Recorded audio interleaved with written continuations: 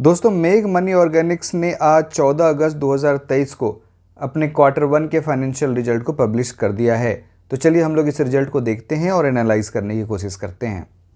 ये इस कंपनी का कंसोलिडेटेड फाइनेंशियल रिजल्ट और यहाँ सारे फिगर लैक्स में बताए गए हैं। मैं आपको फिगर्स को करोड़ में कन्वर्ट कर बताऊंगा except earning per share. Quarter 1 में रेवेन्यू फ्रॉम ऑपरेशंस 426 करोड़ है, जो प्रीवियस क्वार्टर में 574 करोड़ था और प्रीवियस ईयर के क्वार्टर 1 में ये 783 करोड़ था।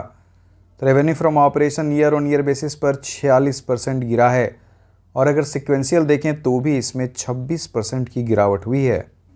क्वार्टर 1 में टोटल इनकम 433 करोड़ है, जो प्रीवियस क्वार्टर में ये 583 करोड़ था और प्रीवियस ईयर के Q1 में ये 821 करोड़ था। तो टोटल इनकम में ईयर ऑन ईयर बेसिस पर 47% की कमी हुई है और सिक्वेंशियली भी इसमें 26% की गिरावट ही है।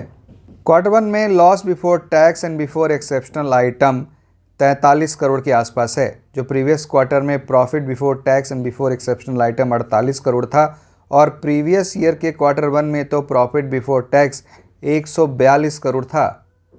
तो आप देखिए इस क्वार्टर में तो ये कंपनी लॉस में ही आ चुकी है। तो ईयर ऑन ईयर और सिक्वेंशियल दोनों ही बेसिस पर भयंकर गिरावट हुई है। क्वार्टर 1 में नेट लॉस 34 करोड़ 50 लाख है, जो प्रीवियस क्वार्टर में नेट प्रॉफिट 54 करोड़ था और प्रीवियस ईयर क्वार्टर 1 में नेट प्रॉफिट 109 करोड़ था।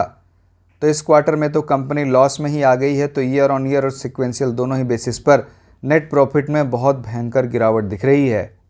क्वार्टर 1 में लॉस पर शेयर ₹1.36 है, जो प्रीवियस क्वार्टर में अर्निंग पर शेयर ₹2.13 था और प्रीवियस ईयर क्वार्टर 1 में अर्निंग पर शेयर ₹4.29 था।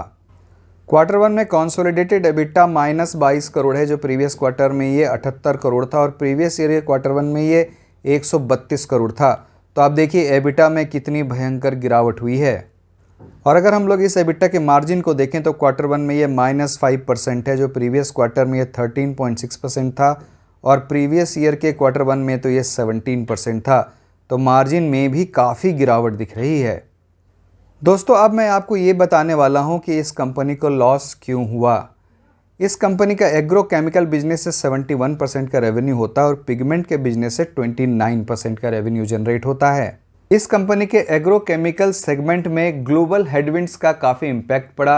एक्सेस सप्लाई हो जाने के कारण प्राइस प्रेशर हमेशा रहा और सबड्यूड डिमांड की वजह से इस कंपनी के कैपेसिटी यूटिलाइजेशन में कमी हुई और इस वजह से ऑपरेशनल एफिशिएंसी में भी काफ़ी कमी हो गई और ओवरहेड्स के ज़्यादा एक्सपेंसेस की वजह से प्रॉफिटेबिलिटी पर भी काफ़ी इम्पैक्ट पड़ा है।